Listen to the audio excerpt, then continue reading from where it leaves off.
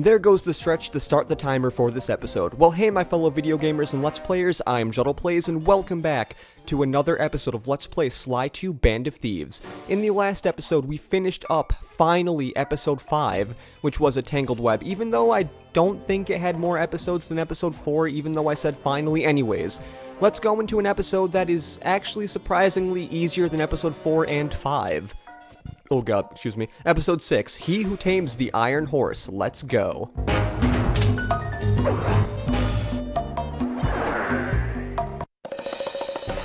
Following the trail of spice shipments, we made our way up to Nunavut Bay, Canada, the secret hub of Jean Bisson's shipping empire. As a young man, he trekked across Canada to strike it rich during the gold rush of 1852.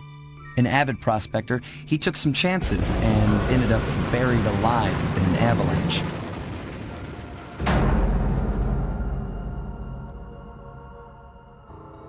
Miraculously, the quick freeze kept him alive, and 120 years later, thanks to global warming, he thawed out.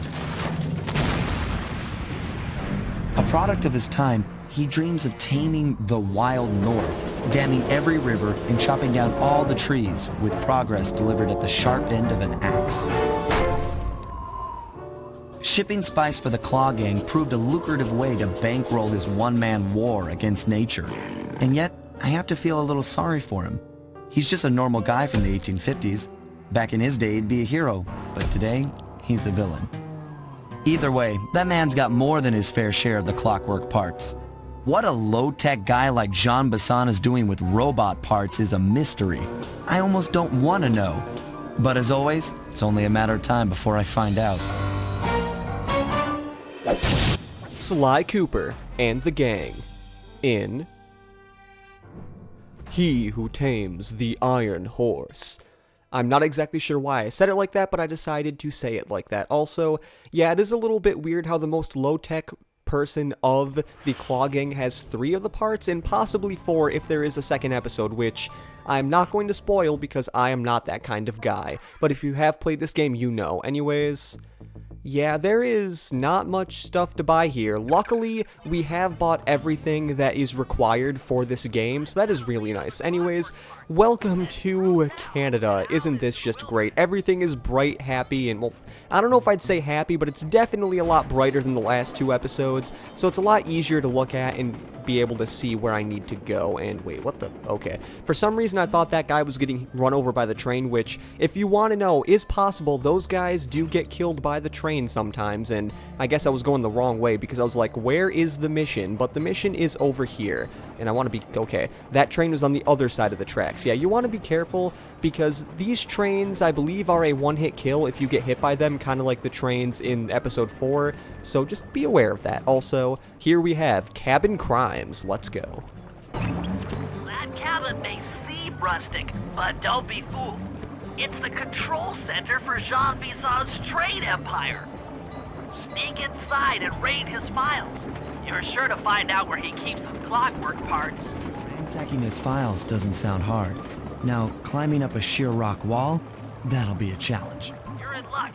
Before Jean Bisson took over, this used to be a popular destination for rock climbers. Some of their old wall hooks are still around. I'm guessing I just jump and hit the circle button to latch on. That's right. And remember to lean back before you spring off the hook. You'll get more altitude. Thanks for the tip. I'll give it a try. Yes, now we have, like, rock wall climbing, and I kind of want to see if they're yep, there he is. Look at that guy. There are bears here, and I do not want to get in the mix. I do not want to get in a mix with him because those bears are definitely not to be messed with. Also, we have these weird enemies that I believe are kind of like the snakes. They kind of just pop out of the ground, even though they are moles and not snakes, and I did not know there was a second one up there. So that did catch me by surprise by a little bit, but not too much. Jackpot, Sly. That's Jean Bisson. Looks like he didn't notice me come in. Just stay out of sight and take a picture of each of his trade routes. They should narrow our search for his share of the clockwork parts. All right, I'm on it. Now what I think they want you to do is they want you to follow around Jean Bisson behind him and take pictures when you can, but the easier thing to do is actually jump up on the top of these weird steel girders? I'm not exactly sure what to call them, but you can jump on here and then just easily take a picture. pumps blood to your brain. And I'm not exactly sure if Bentley is going to be talking during those, so I don't know if I should have talked or not, and I guess I can't take a picture of that one over there, because I guess I'm too far away, even though I can easily, oh wait, can I do it? No, I cannot do it there. I do actually need to move a little bit over this way in order to actually take this picture, which luckily we can take from an angle, even if viewing it from an angle might be kind of hard. And then after that, we see that we need to go to the mouth of the bass, or some fish thing, and then we can get this weird blueprint of some sort. It is the Iron Horse blueprints. Also, be careful, because in this game, for some reason, I believe this happened in the original version too. Sorry for the mumbling, that was kind of weird, but in this game, for some reason, it's only in this mission, when you grab those blueprints, it makes you jump up like that. I have no idea why, but just keep that in mind. Try to, hold the control stick forward, because if you don't, you might be jumping right into the view of Jean Bassan, and then you might fail the mission, because that kind of happens, and that is not good. But what we have to do now is we have to go around to each cabin and get these blueprints, because for some odd reason, we need these blueprints in order to know what we're doing. Actually, no. We need the blueprints because we need to know the train route. That is what we need to know. Now, please, for the love of goodness, thank you. I do not want these trains to run over me, so that is why I might be a little bit paranoid. Also, be careful, there are bear traps here, but those bear traps, you know, as long as you can jump over them and know where they are, they're not gonna hurt you, at least hopefully. But then again, I'm pretty sure a bear trap will work just as well on a raccoon as it would a bear, because they're meant to trap bears, not like freaking raccoons. And I'm pretty sure a raccoon is going to get obliterated by a bear trap. I don't know why I'm calling it a raccoon. It kind of reminds me of, Chugga Conroy's Pokemon Emerald. He's like, oh, the rabid raccoon, or something like that, because he was talking about Zigzagoon. It was very weird, but it was something nonetheless. Anyways, I would suggest not killing any of those guards there, because getting in a big fight with 4 flashlight guards in any Sly Cooper game is not a good thing, especially either Sly 1 or 3, because flashlight guards in this game, they're not too bad, at least if you're with Murray, because every single guard in this game can be taken down with 2 hits with Murray, which was actually nerfed in Sly 3, making it so the flashlight guards took way more hits to actually kill with Murray, because obviously Murray is just way too overpowered if it is like that. But then again, he can also not really platform like Sly can, so that makes it so Sly is, at least in my opinion, the better person to play as, because I don't know, something about walking on tightropes is really cool in this game. It's just doing stuff that you're not able to do in real life. I mean, well, some people can walk on tightropes, but hell if I can, really, and I do not want to pick your pocket. I just want to press the circle button to get into the door. That is one big problem with this game at times. Circle is used so much that stuff happens. And can I, sneak behind you? I think I can sneak behind you, and I can also, pick your pocket. That is really nice. Yes, once you get to, episode 6 and 7, you get some crazy good items from those, little enemies there. And, okay, I guess I alerted somebody.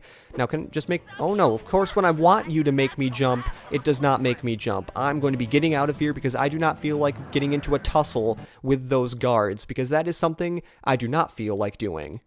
That was redundant. All 3 blueprints, we should be able to isolate and track the Iron Horse trains through that satellite dish. Top of the mountain, huh? Shouldn't take long. Now, for some reason, that cutscene there always brings back bad memories to me. That is because I believe in my Let's Play on Demon Razorblade, when that cutscene happened and then this part of the mission, well, I don't know what happened, but oh yeah, I know what happened. My, HD PVR, which was my capture card at the time, actually funked out and disconnected from my computer, and I'm like, why? What's happening? And then I realized that came up, and luckily I realized that really soon, because I knew exactly what I had to do and what to say, what happened, because the last thing I wanted was to lose the entire episode and not be able to actually do it, if that makes sense, because, I don't know, I want to say one thing, or I guess you could say one thing, that, you cannot redo missions in this game, so if you have a failed recording, yeah, say sayonara to that mission, because that is not good. Also, now we put that in, and also eagles can swoop down and get you, which is not nice. Total access to the train's GPS system. It's all on my computer. Head back to the safe house. I'll crunch some numbers and give you and Murray the rundown. Well, those are some pretty big icebergs out there, which was weird because the main part of the iceberg was above water, but the main part of the iceberg has to be below the water. That's kind of weird. Thanks to Sly's efforts, we now know the location of all 3 of the local clockwork parts. 2 lugs and a stomach. Jean Bisson has grafted each piece to the engine in one of his Iron Horse trains. This improvement allows the trains to run all night and all day. We won't have the luxury of sneaking in while they're stopped. While they're in motion, the only way aboard is through a hatch on the caboose roof, which unfortunately has been locked down. These need to go. First, collect the spice gas from the balloons above town, and then land on the back of the caboose to blow off the locks. Once the way is cleared, I'll suit up and jump into Iron Horse number 1 while it passes near town. With some luck, we'll have the first clockwork lug in a few hours. Yeah, with luck, I'm pretty sure we'll be able to get it within a few hours because if you can stay in this area for as long as you want, in no time we'll pass it all, so keep that in mind. That's just how Sly 2 works. I do like how in Sly 3 they made it so you had missions that were in the day and then missions that were at night in each area, except episode 5 and 6. I mean, episode 5 kind of had a different thing, but that was just, oh, that was weird.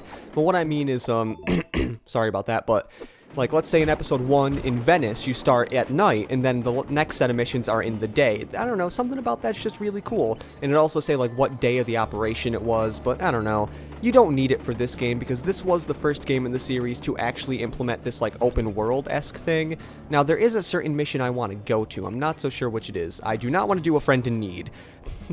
Mostly because that mission is not as fun as the mission I'm going to be going to, which I believe is, yep, it is over here. And I actually want to get down here because I have had bad times trying to get to this mission from up there, and it's just, it's not a good time, especially doing this wrong. You do not want to do this part wrong because if you actually remember this, you might have flashbacks to episode 4 of Sly 1 when you had to go through, like, this area with the little icicle things, and I'm getting a really bad run with this because the icicles are popping up in really bad places, but I think I'm over where I need to be. This mission is called, if I can go up here, Spice in the Sky. Okay, Sly, we need to break into the Iron Horse trains, but the only way in, through the caboose, is locked. To blow the locks off, you'll need to collect the ultra-unstable, denatured spice gas from those balloons floating above town. How am I supposed to get up there to collect the spice gas? Murray's already commandeered this ice plane. Jump on its strut, and he'll fly you up to a good paragliding altitude. Oh, and strap on a special vacuum backpack. It'll automatically collect the spice gas after you've popped a balloon. Sounds like fun. Once you've collected enough gas, you'll have to land directly on the train's caboose. Why directly on the caboose? Denatured spice gas is very unstable at lower altitudes. Unless you land on the caboose, you won't have time to get the gas tank to the lock before it blows up. So you're saying I either land on the caboose or get blown to bits? That's correct.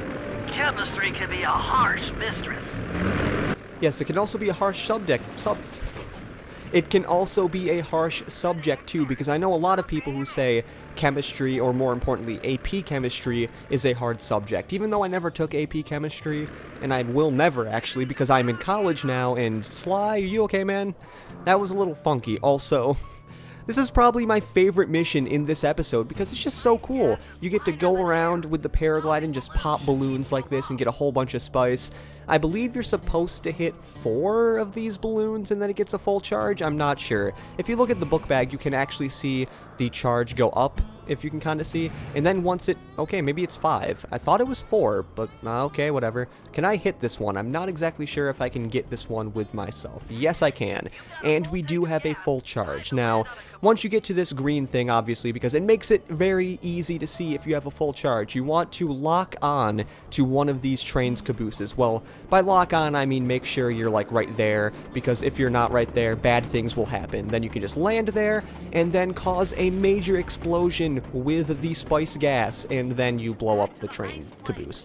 Well, I mean, you technically don't blow up the train caboose, but you blow up part of the train caboose. I mean, it's the hatch to get into the train caboose is what I'm trying to say. But now after that, which is probably the least favorite part of this mission, at least to me, you have to run all the way back to where the like little area thing is. And is this the right way? I think it is, yes. You have to run all the way back to where the plane is so you can go on to here, which in all honesty is kind of dangerous. I would not suggest standing on the wheel of the plane like that, especially because doesn't that wheel move when you're taking off?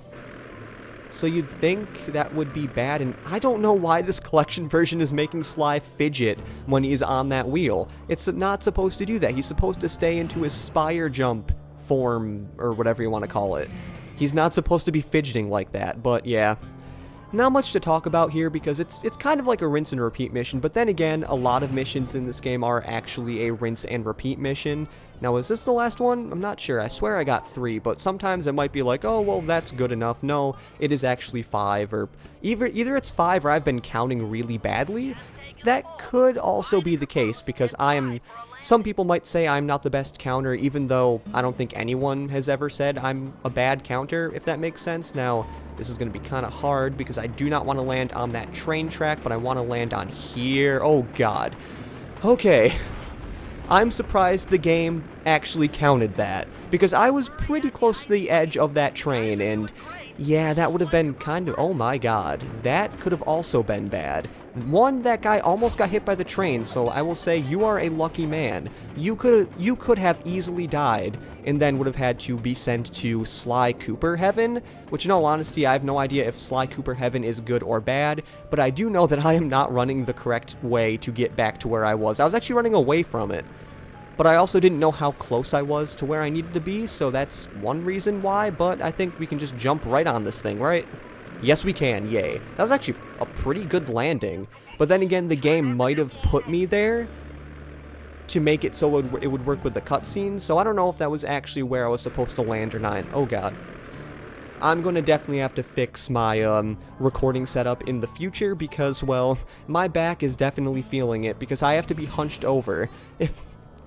I may actually take a picture of my recording setup right now and then show it to you later, like in this episode, like right now, because it's a little funky, because my mic stand is probably in one of the weirdest stand ways that it probably could be. It's like almost fully extended. It's at like an angle so it can go on my bed, which is crazily high if you want to know, for actually being a bed for college or whatever. And where is, oh, there's the last, no, that's not the last train. Where's the last guy?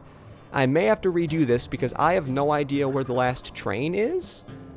Hello, I think I am dead. Let's just kill myself here. Luckily, if you do kill yourself, it brings you right back up to the start of this and you don't have to run all the way back. But it's also funny because they said that, like, Bentley said that if you don't land on the caboose, it would blow you to bits. But no, it kind of just hurts you. It doesn't really blow you to bits. Now, hopefully, I will be able to actually hit the right train. Oh god, let's not hit that one. Let's hit this one here, and then we can hit a few other ones, like maybe get over to this one. Oh god, am I going to hit that? Yes, luckily, if your paraglide even, like, glimpses it, that was weird, the spice gas was kind of following me, but luckily, if the paraglide even hits it by just, like, a smidge, it does count, so the game is very forgiving when it comes to that. Also, if you want to descend faster, you can just let go of the paraglide, because sometimes it can take a little bit too long for your liking to descend onto that, and you might miss it. All the Iron Horse trains are unlocked! And that is about it for this episode of Let's Play Sly 2 Band of Thieves. In the next episode, as we stand here because I do not feel like getting hit by a train, also standing on train tracks is not the best thing in the world, we are going to be doing the mission, A Friend in Need, and most likely ride the Iron Horse because I'm pretty sure we're going to have enough time to do that mission. So, this has been Juddle Plays saying see you later and goodbye.